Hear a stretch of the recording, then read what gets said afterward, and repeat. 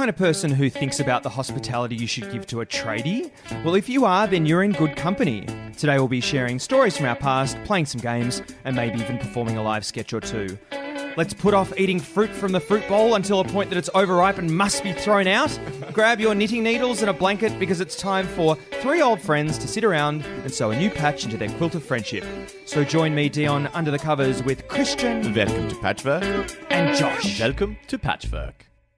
So as I've referred to in the last couple of weeks, I was overseas recently and I did an overseas shop just for the airplane because I was flying a rubbish airline and I needed to stock up on snacks. Clever. And one of the things that I love doing, thank you, Christian, one of the things that I love doing is buying, you know how you can get like a slither, I guess, or a sleeve of Werther's Originals. Oh, yeah, not the bag. Yeah, not the bag. I love getting a sleeve, but I love going to the supermarket and buying them in multi-packs because they're so much cheaper. It's like $3.50 for 3 sleeves of Werther's Original. It's genius. It's generally how bulk buying works, Dion. Anyway, I like doing that.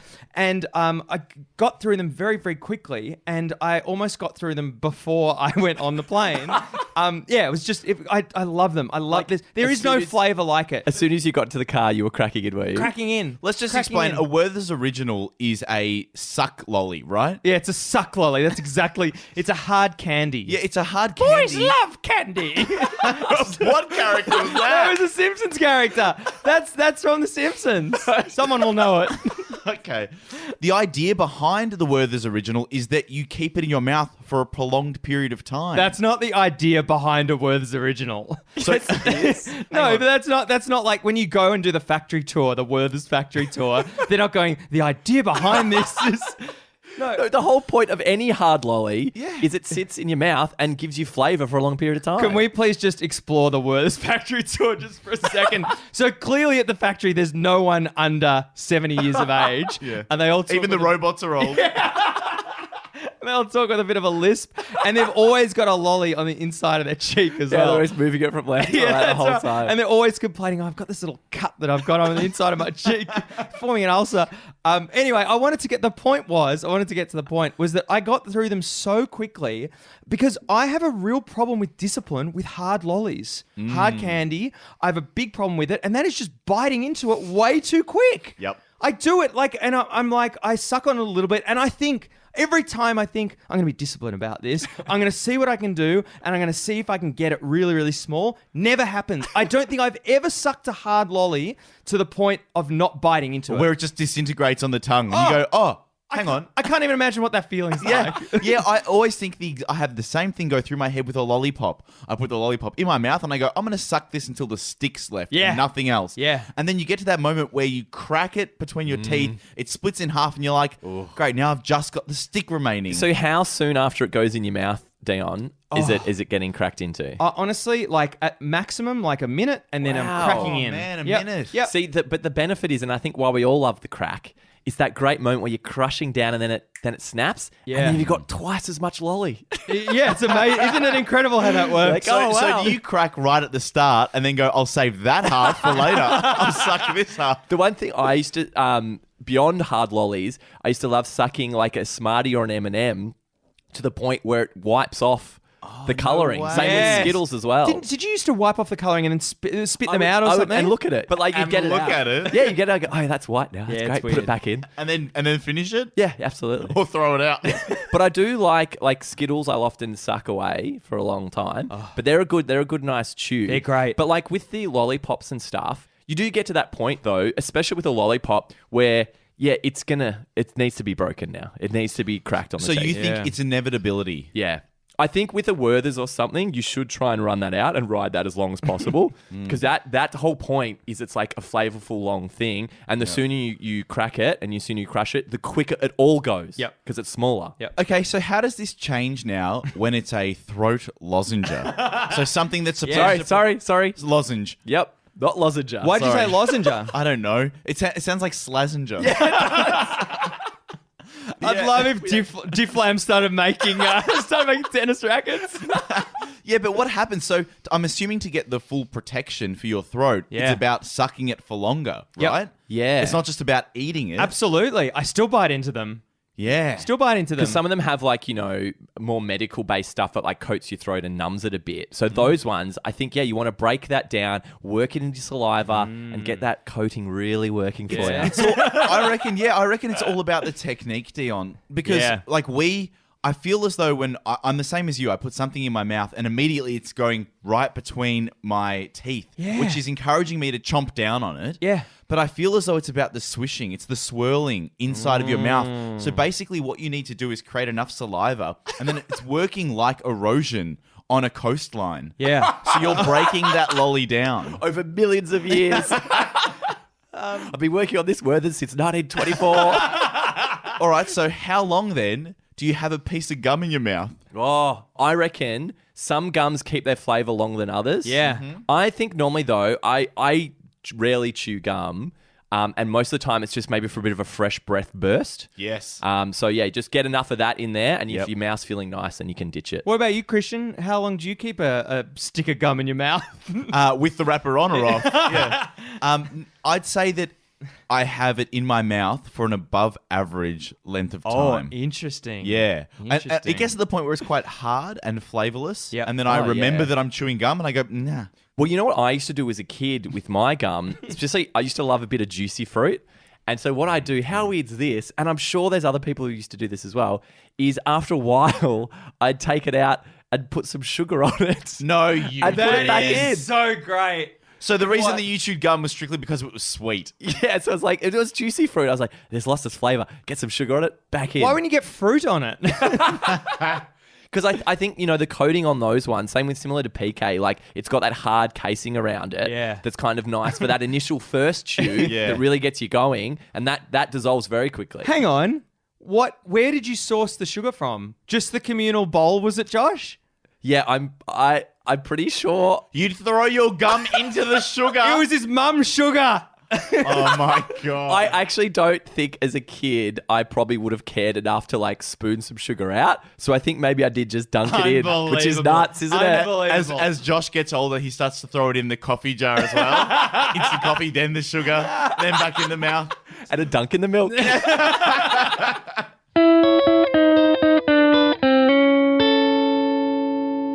And now it's time for Oh Wow of the Week. Oh, wow. Oh, wow. Oh wow. The term goodbye comes from the term God bui, a contraction of the phrase God be with ye. What? Oh wow. Oh, wow. Oh, wow.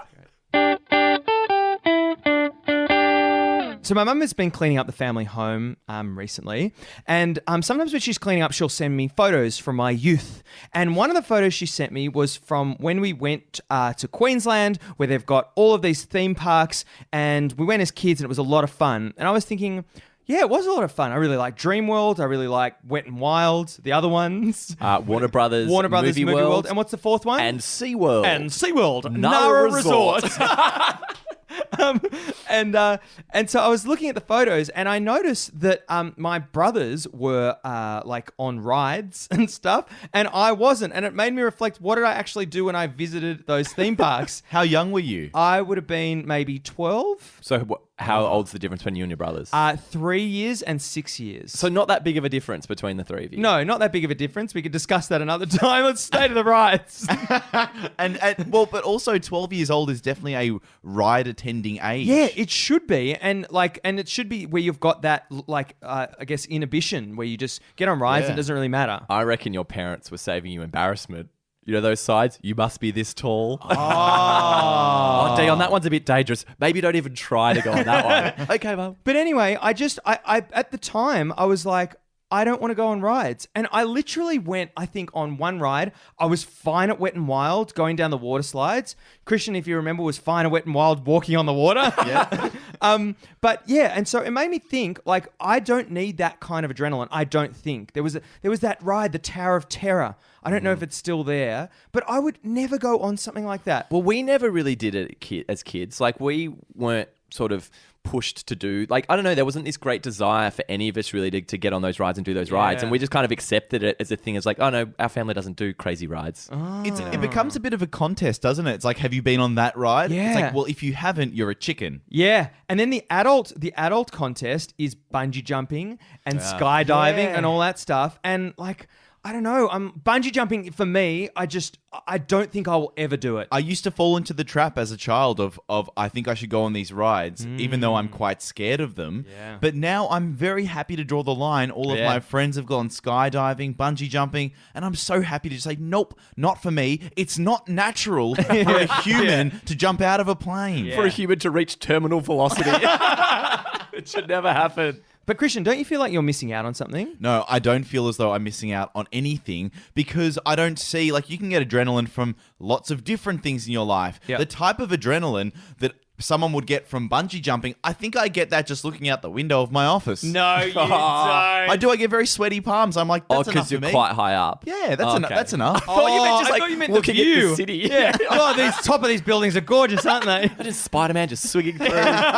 This is what bungee jumping must feel like. But Christian, did you go on rides as a kid? Yeah, I used to go on the very easy rides, and then I graduated to roller coasters later than average. Roller I'd say. coasters were the big sort of, that was the step up. Like a log ride, a flume ride or something. You can get on those. Great music on a flume ride. But you know, like a big water splash, they're fine. Yeah. But yeah, the roller coasters, that's next level. And I remember distinct feelings on some of the roller coasters I went on, not as many as a kid, but as I, got in those teenage years, started to go on a little bit, is that awful feeling of when you go down a big drop and then you start to lift out of the seat because you're quite light. I can only That's imagine. hell. No, I'm firmly concrete to the ground. But we do pick up some generous speed on the way down. What about the screaming that emanates from rides? I don't think I'd be much of a screamer. I give it a bit of a woo, like not you don't. that. No, I think someone's sick on that ride. Tim Allen's on the ride. No, but I sometimes you won't do like a woo, none of that. Yeah. But it'll be like a that kind of thing. I think. Yeah. What? Like Like a celebratory one. Yeah. Yeah. I don't understand how people vocalize on rides. I don't know how you've got enough coordination to go, this is the sound I'm going to produce. Or is that Do you do that every time you talk? This is the sound. I'm going to move my tongue this way. Yeah, What are you that's talking. about? Yeah, you don't think about it. You just do it. So why is it that you go, yeah? How is it you've got enough time to go, yep, I'm going to say yeah, as opposed to just, No, but it's not. It's usually a high pitched squeal. yeah, You know that's the what I sound. mean. But Josh has both gone, woo, and yeah. There's an owl on this ride as well. Oh, yeah.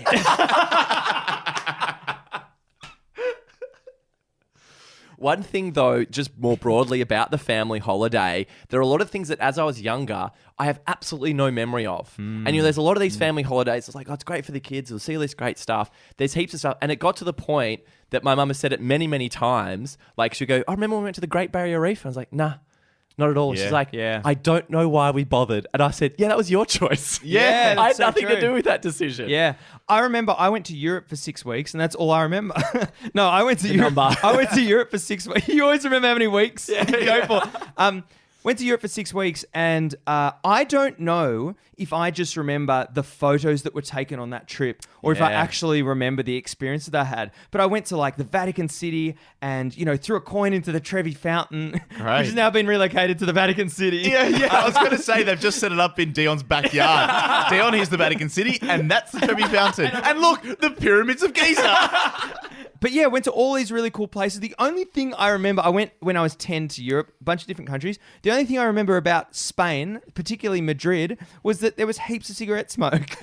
And that's the only thing I remember. I literally do not remember anything else from Madrid. See, those kind of trips, do you think that is like a cultural experience for the child, that it actually broadens their horizons in some way? It's probably something to do with what do you do with your kids? No, because I understand like, oh, let's go to Bali, let's go to whatever, because it's actually a relaxing holiday for the parents and we're just bringing the kids along. I get that more. Whereas more of like a travel trip, like you're going to Europe or something to see some sights and that kind of thing, I was like, I don't know how much the kids are getting out of this. I don't think you engage with culture as a child until maybe you're, 12, 13, you're a teenager. Yeah. Because honestly, Dion, that's That's quite accurate. I don't think I've got any memories from before being 12 that aren't just photos that were taken that I think I remember. Exactly, yeah. So I think I remember what I was like when I was 4 with parachute pants, fluoro parachute pants. I've got no memory of that. I've just got photos of him. They're showing him a documentary of the Fresh Prince of Bel-Air.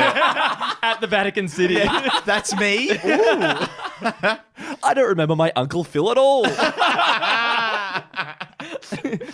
One of my memories was going to New Zealand. I reckon it would have been about 15 years ago. And remember a few amazing things, like climbed a glacier and everything. But it was the amount of planning that my dad did. We went for 10 days. I remember we did 2,800 Ks over that time. Remember the numbers again? Yeah, just remember the numbers. Way too much driving. Just wanted to see way too much. Yeah, and I remember also doing that family trip and just going, this is probably the last one I'm going to do. I reckon. Yeah, probably the last one. But like Josh said before, it's about the fact that your parents had to go, we got to fill the entire trip for stuff for the kids. Yeah. Because what else do you guys do? You're just going to sit in a room. You'll be looking at them going, what's next? My dad's case, he filled it with kilometers. Yeah, there's no time to see anything. They'll think we're doing something as long as the car's moving. Yeah, that's right. As kids, we did a couple of big driving trips around Australia. And to your point, Christian, about we got to do something for the kids. So across Australia, I don't know how widely this is known elsewhere in the world, but there's a lot of big things. So the classic is the big banana, the big pineapple, all these kind of things. All across Australia, these tiny towns have big things because it's the only reason someone would go there. Yep. And so that was a big thing for the kids, that every time we got to one of these tiny little towns with nothing going on, oh, there's a big prawn. Great. Oh, there's a big whale. Go on, guys. Let's get out, take a photo of it, and move on. Yeah, I love that's that. it. Do you like the big things, I Christian? hate the big things. I love the big things. They're great. But they're not even big versions of the thing. It's a big plastic cutout of... Oh, you're expecting a giant actual banana. I would go to a city to see a big banana, Like a genuinely big banana. like a 7-kilo banana. Yeah. But they'd have to replace it every 2 weeks. No, well, they mummify things. Why not mummify the banana? No, they make it into a massive loaf of banana bread.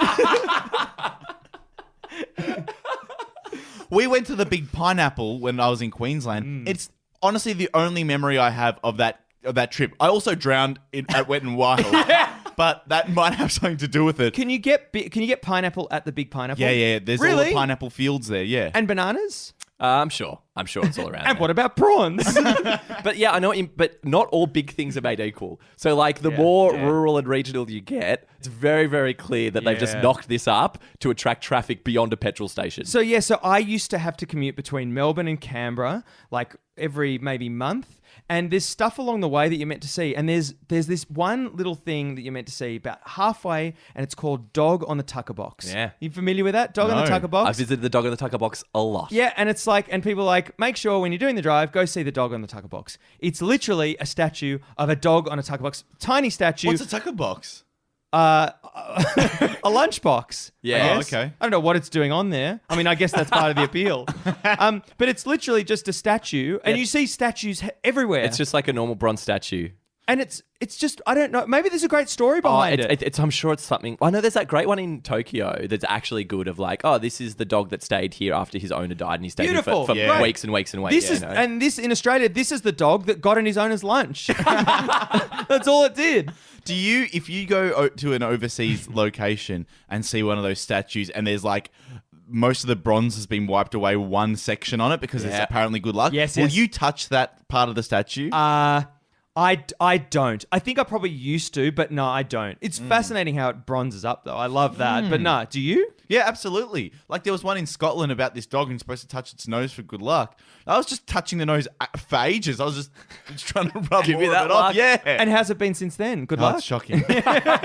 What about, would you go the Blarney Stone in Ireland? Where Yeah. you meant to upside down kiss it. Would you do that? What? I kissed it. Oh, you did? Yeah, I've oh, kissed you've it. done it. Yeah. Did they write the name for the thing also while they were upside down? The what stone? Blarney Stone. Yeah. It's called the Blarney Stone. Okay. Blarney Gumble. But I don't tend to touch the statues though, and the one I have a really clear memory of is I think is it in Verona or something where the Romeo and Juliet balcony is. Oh, yes. And there's the statue of Oh. Juliet, and her breast is just polished up to a sheen. Yeah, Really? nothing to do with luck.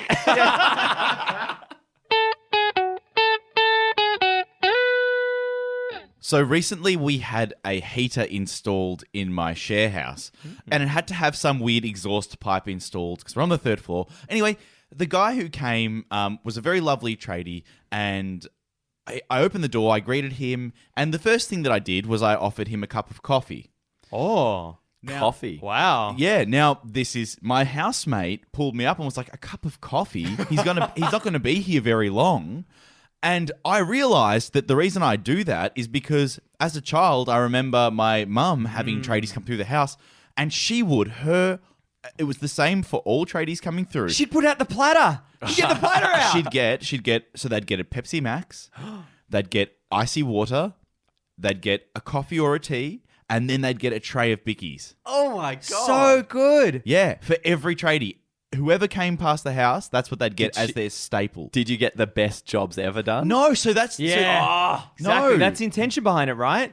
I feel like that's intention. Yeah, If we did it, that's our intention. Yeah. Christian's mum is just a nice person. Yeah, that's true. Yeah, that's just true. to make sure they're nourished. But when you have tradies coming over to do some work, whatever it is, Yep. what's your default offer to them? Yeah, so mine's really interesting because I guess my dad always really looked after tradies. And so what he used to say was, would you like a tall glass of cold water? or this is my favorite thing. I've got a bottle of sort of an apricot nectar, sort of an apricot nectar drink. Would you like that? And they just go, no, just the water, just the water. But he always looked after them. I think he was always really, really nice to them. And I'm sure it was just like trying to separate himself from the regular person who doesn't give a shit about, tradies who visit their homes. Yeah, I guess, Josh, did you go out of your way? Or will you go out of your way? Well, I realised that my extent of it is the cup of tea. And Yeah. that's where it will start and that's where it will end. Yeah. You're not getting biscuits. You're not getting a hello. Cup of tea. Yes or no? I think you'll get a biscuit if there's a packet already open on the go. Yeah. Really? But I don't think I'm opening a new packet for you. My problem with serving them a hot drink is that then they waste time drinking the hot drink. I just want them to do the work. Yeah. So this was the thing that I was going to raise as well, is I have these distinct memories, which is what happened with this guy who installed the heater, of the cup being left wherever they wanted. You'd think when it's that empty.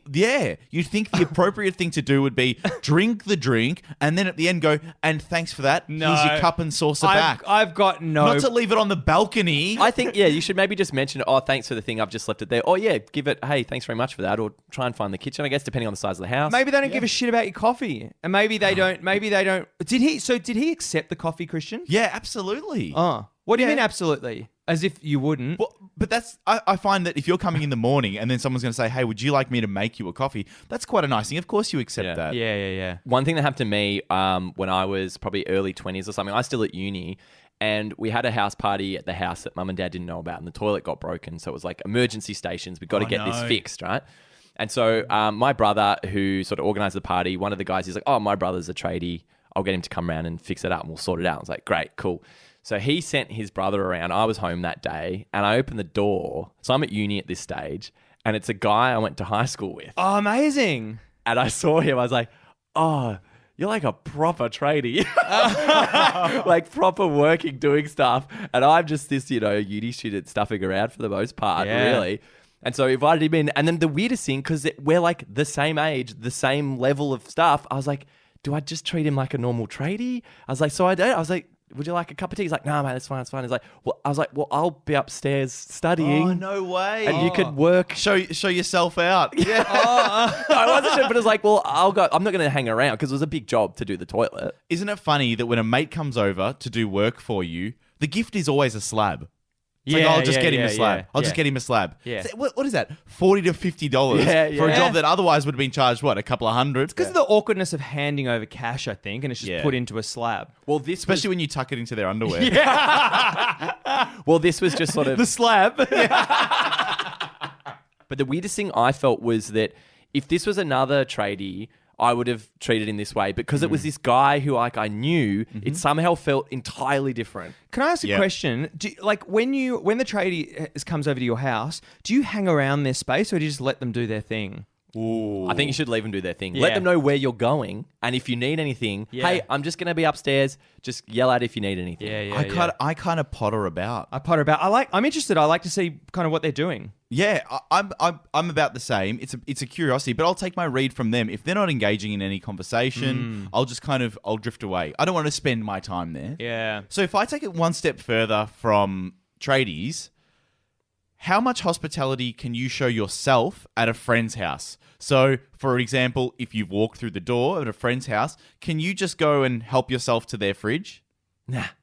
It all depends on how well you know the person, obviously. But like, I will never go and open cupboards unless it's something like, hey, I'm going to get myself a glass of water and I know where the glasses are and I'll fill it up myself. But for the most part, I'm asking even for really close friends, I'm asking them every time what I want when I want it.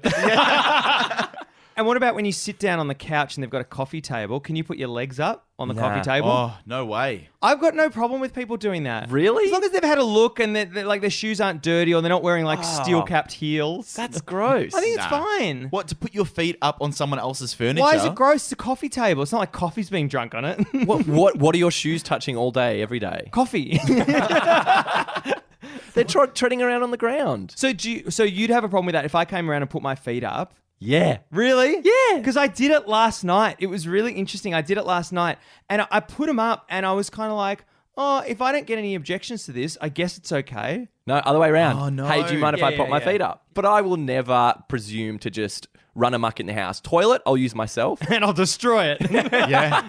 But I'm happy to go to the toilet myself when I know where it is. I agree with you, Josh. I think that I was trying to have a think about this, and irrespective of how close the person is, I think that you have to precede it with a question. Yeah. You can't just presume that you have permission to do everything. Which brings me to my next point. Dion, I've got a bone to pick with you. I got a bone to pick. So I think you're pronouncing Josh's name wrong, by the way. So we were doing some preparation for the show, and we were at my place, and you helped yourself to my tea cupboard. Now, I live in a share house. Yep. You took it upon yourself to just choose your tea at will.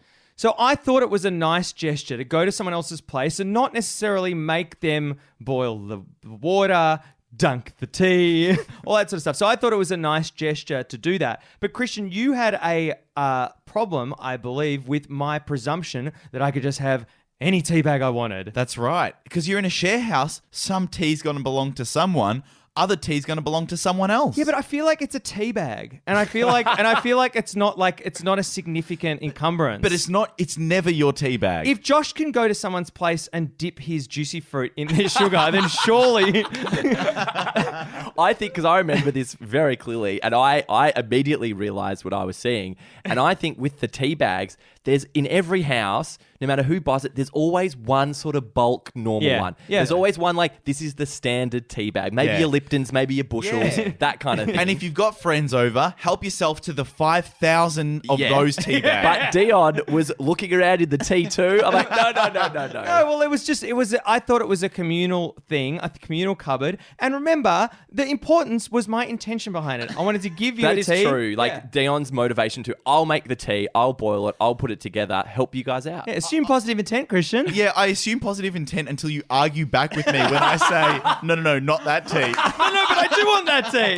That's the only one I like. So we ended up just having very normal tea from the bulk basket, which was also in the tea cupboard. So to bring it back though, Christian, what kind of coffee did you give the tradie? Did you give him the top shelf stuff? Or was it middle of the road? Yeah. No. Just the instant. He doesn't get the... I'm not... What do you mean? He enters an Italian house and he gets instant coffee. Well, it's not an Italian share house. But also, if I had been here at my mum's place, probably would have got a finer coffee. Nice Italian biscuits. Yeah, is there any way for them to choose and be choosy? Can they go, Earl Grey if you got it, otherwise don't worry? Yeah, we've had some, especially working... So my mum will pretty much exclusively hire Italian tradesmen. Amazing. And sometimes they'll come in and just be like, no, just a short black. Great. Oh, that's great. So my mum will qualify an instant or a short black. And I'll go, just the short black, That's thanks. great. Yeah, so at my dad's place, I guess they can choose between nectar and fresh.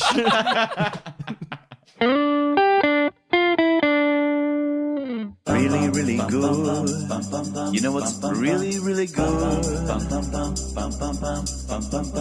Really, really good. You know what's really, really good? You know what's really good? Being reintroduced to someone whose name you'd forgotten. Really good. Really good. Do you know what's really good? Using a freshly pumped up sports ball. Really good. You know what's really good? When a photo fits in an unused picture frame you already have at home. Really good. Really good. And we love hearing your really good, so make sure you jump onto our Facebook, Tumblr, Pinterest, Twitter, and our Instagram and contribute to our Really Good Fridays. At the moment, the best really good submission will win some delicious Hey Tiger chocolate. It's Melbourne-based. It's ethically sourced cocoa. Is it cacao? It's cacao. Cacao. Yeah. Milk from a cacao. My milk from a cow. And the most recent winner of Really Good Friday. You know what Sarah Murphy thinks is really good? When you arrive at your hotel before check-in, but your room is ready anyway. Really good. Really good. You know what's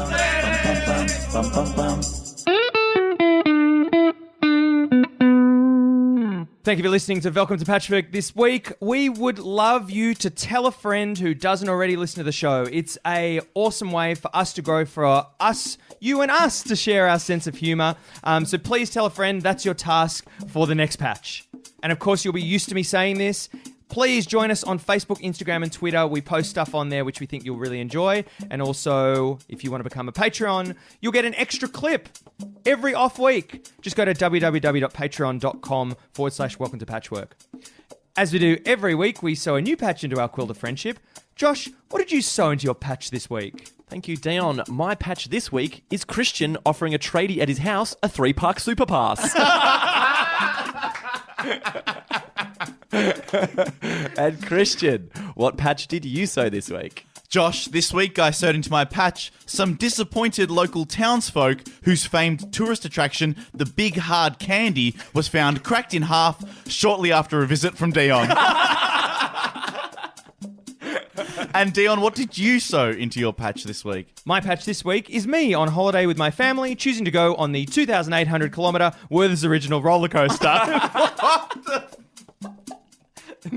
Thank you for listening to Welcome to Patchwork this week.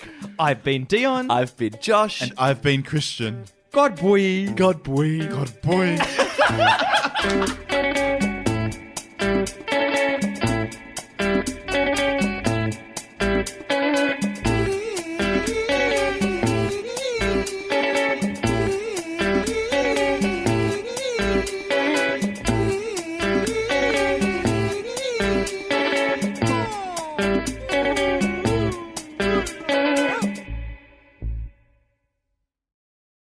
Sarah Murphy. I'd go Sarah. I reckon that's more common. Sara. I'd go Sarah. Oh, there's no H on the end? No. Oh. I know it is, thank God. When you arrive at your hotel before check-in time, but your room is ready.